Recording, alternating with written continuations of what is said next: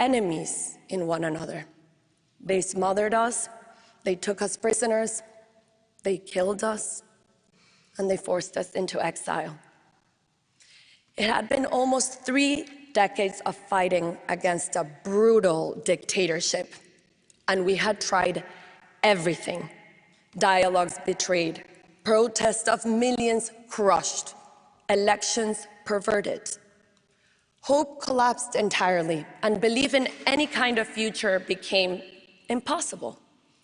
The idea of change seemed either naive or crazy. It seemed impossible.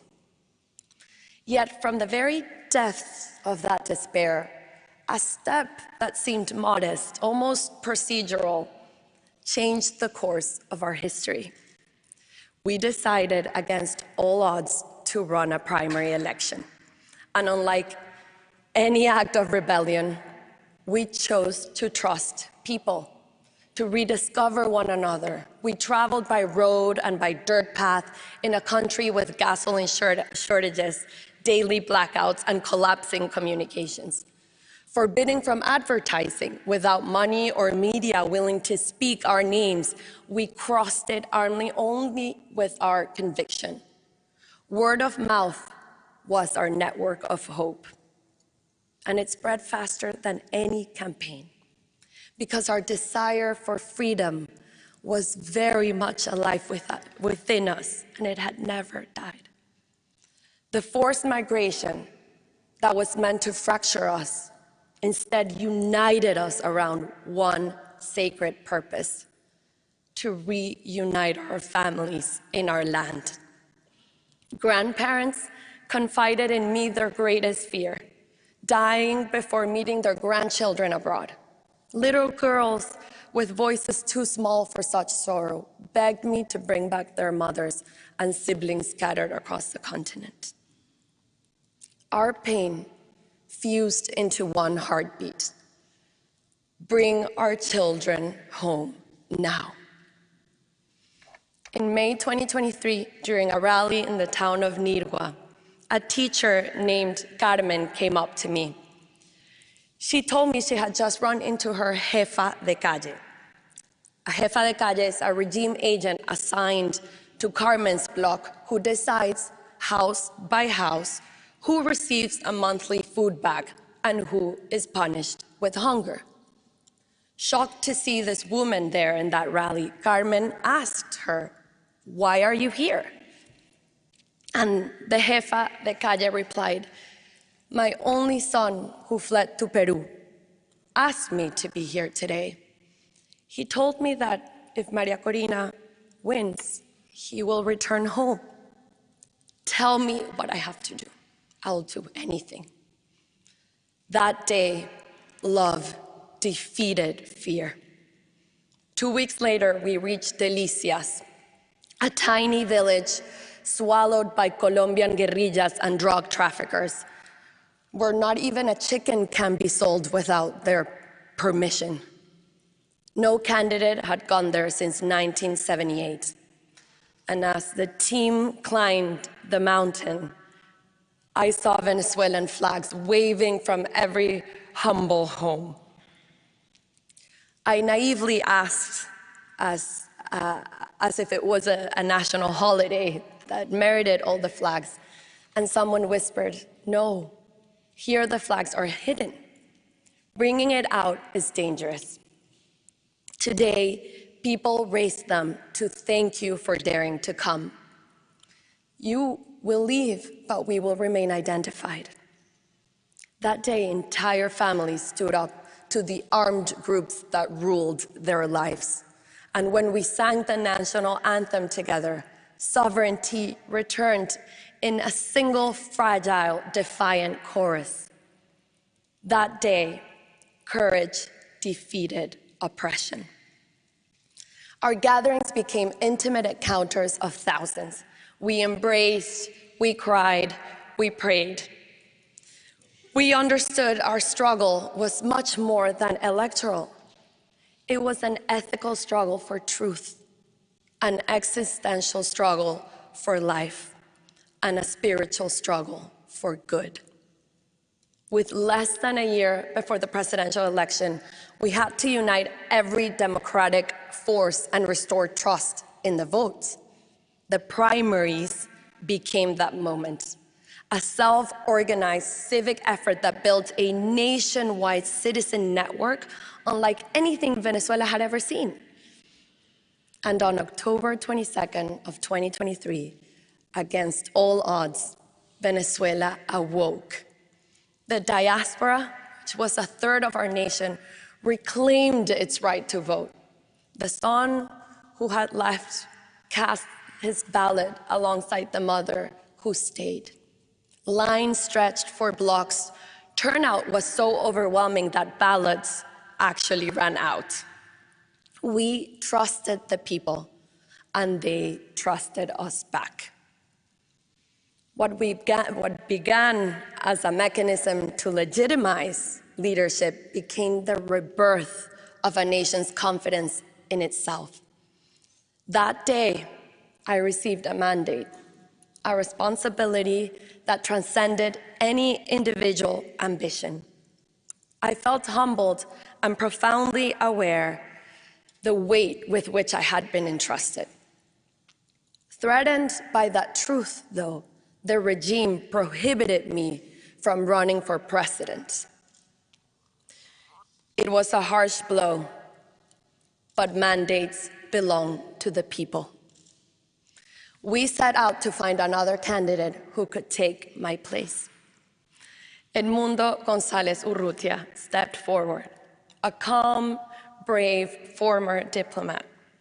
The regime believed he posed no threat, but they underestimated the resolve of millions of citizens, a plural, vibrant society that in all its diversity found unity in a common purpose. Communities, political parties, unions, students, and civil society stood together and worked as one so that the voice of a nation could be heard. We were 3 months from election day, and almost no one knew his name. But votes were not enough. We had to defend them.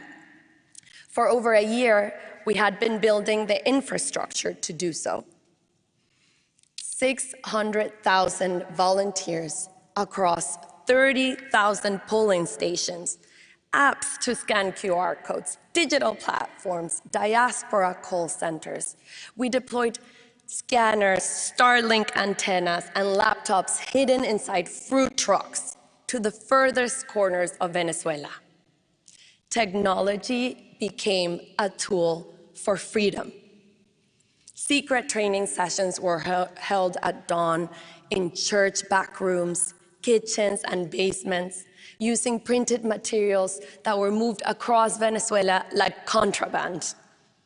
Finally, election day arrived on July 28, 2024. Before dawn, lines wrapped around blocks. A quiet, trembling hope filled the air. Our live tracking showed turnout rising across every state and town. And then the electoral tally sheets, the famous actas. The sacred proof of the people's will began to appear. First by phone, then WhatsApp, then photographs, then scanned, and finally carried by hand, by mule, by canoe. They arrived from everywhere across Venezuela, an eruption of truth, because thousands of citizens risked their freedom to protect them. Confronted with our overwhelming victory, the regime issued a desperate order.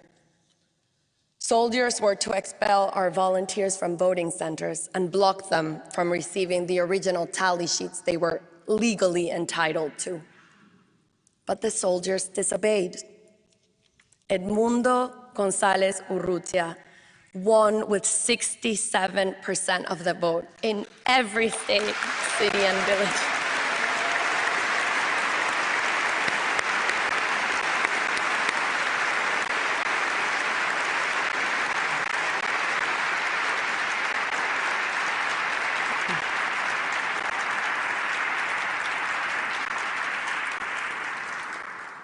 in every state, city, and village.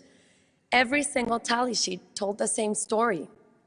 Within hours, they were digitized and published on a website for the world to see.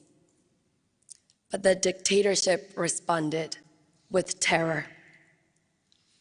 2,500 people kidnapped, disappeared, tortured, homes marked, entire families taken as hostages.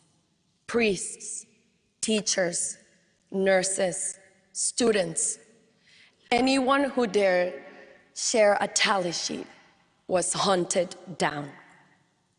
These are crimes against humanity, documented by the United Nations. State terrorism deployed to bury the will of the people.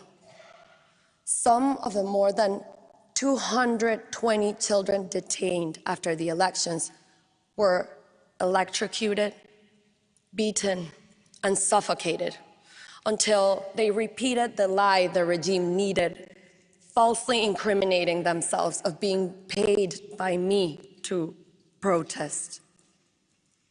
Women and girls in prison are right now being forced into sexual slavery, made to endure abuse in exchange for a family visit, a meal, or the chance to take a bath. And yet, the Venezuelan people did not surrender. During the past 16 months in clandestinity, we have built new networks of civic pressure and disciplined disobedience, preparing for Venezuela's orderly transition to democracy. That is how we reach this day, a day carrying the echo of millions who stand at the threshold of freedom. This prize carries profound meaning. It reminds the world that democracy is essential to peace. And more than anything, what we Venezuelans can offer the world is the lesson forged through this long and difficult journey, that to have democracy, we must be willing to fight for freedom. And freedom is a choice that must be renewed every day, measured by our willingness and our courage to defend it.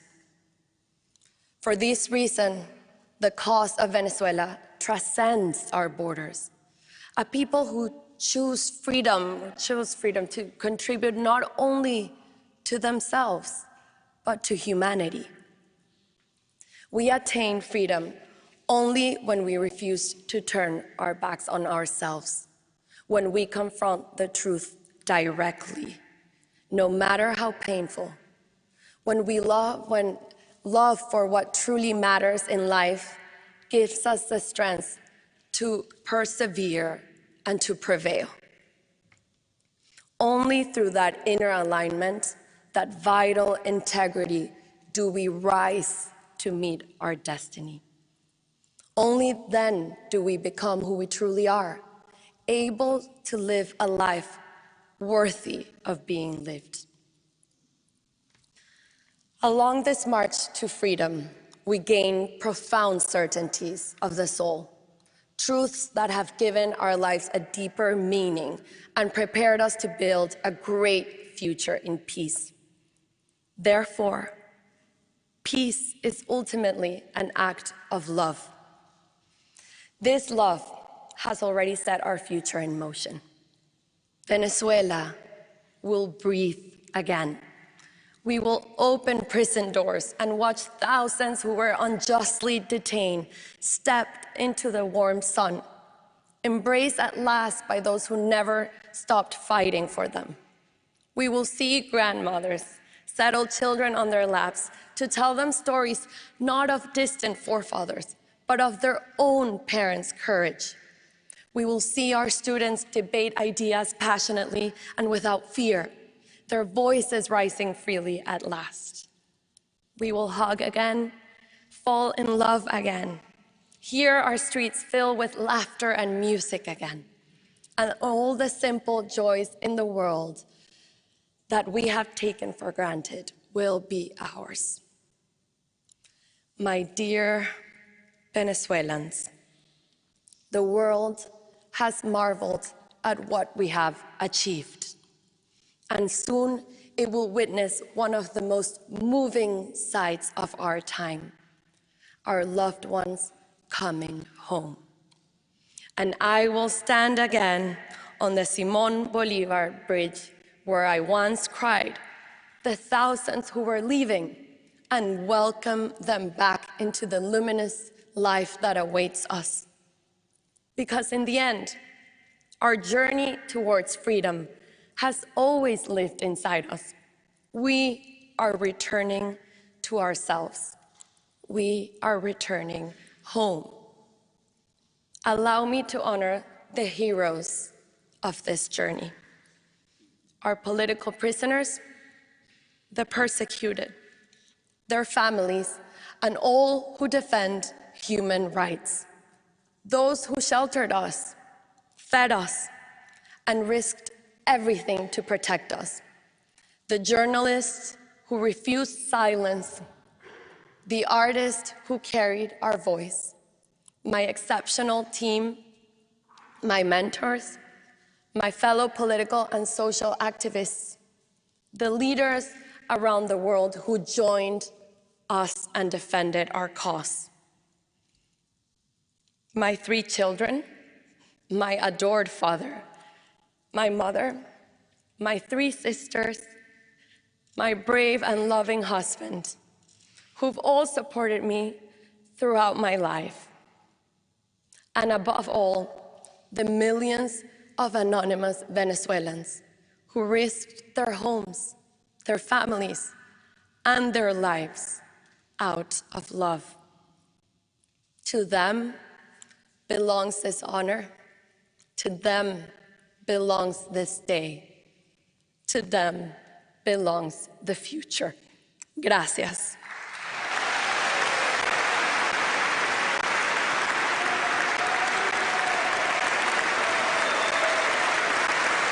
A standing ovation and thunderous applause from the assembled guests here in Oslo City Hall.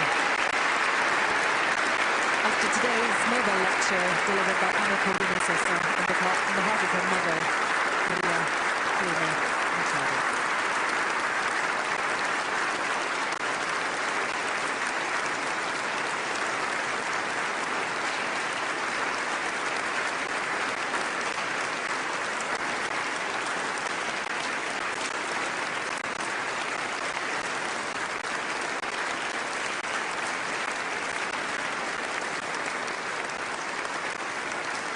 She's represented her mother on several occasions. This must be quite the highlight. And the applause continues.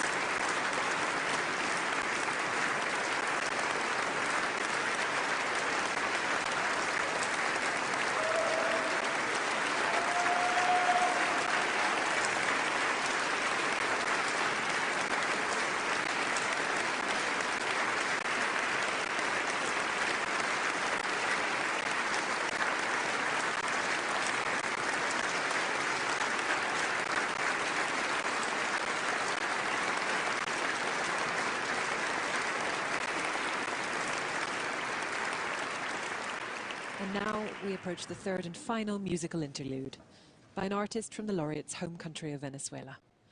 The pianist Gabriela Montero, said to have been introduced to the piano when she was only 7 months old. Educated in Venezuela and in London, she will now perform Mi Querencia, written by another Venezuelan artist, Simón Díaz.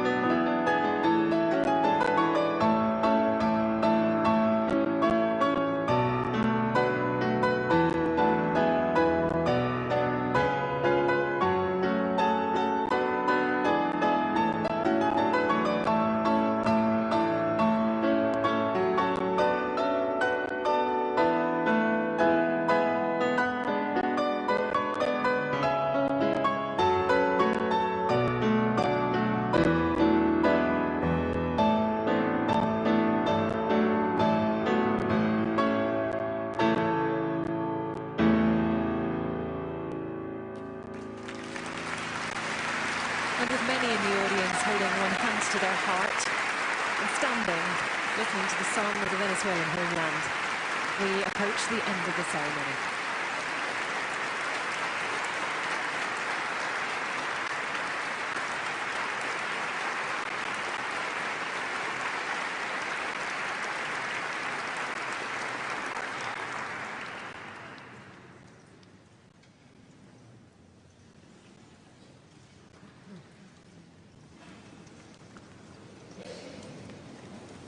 The Norwegian royal family will now congratulate Anna Corina Sosa on behalf of her mother, recipient of this year's Nobel Peace Prize.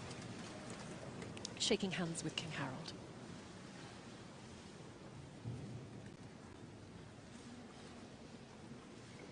Who then goes on to greet members of the Nobel Committee. Her Majesty Queen Sonia following close behind.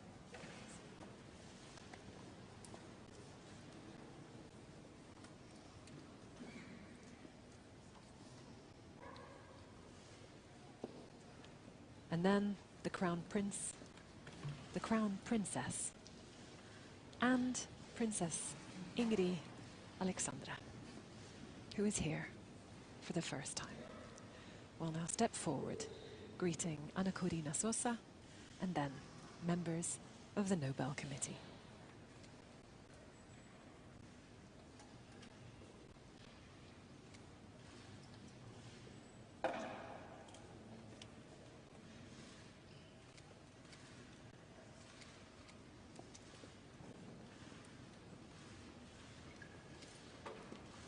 The procession will begin once more to the tune of the Royal Norwegian Navy Band playing the parade march.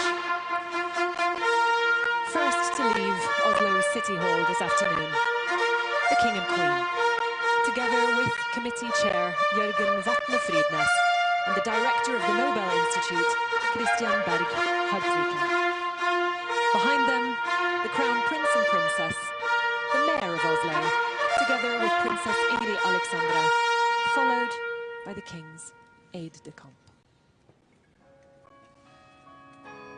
And above us all now, we hear the famous City Hall bells begin to chime. And Anna Corina Sosa will now leave the hall together with the Nobel Committee.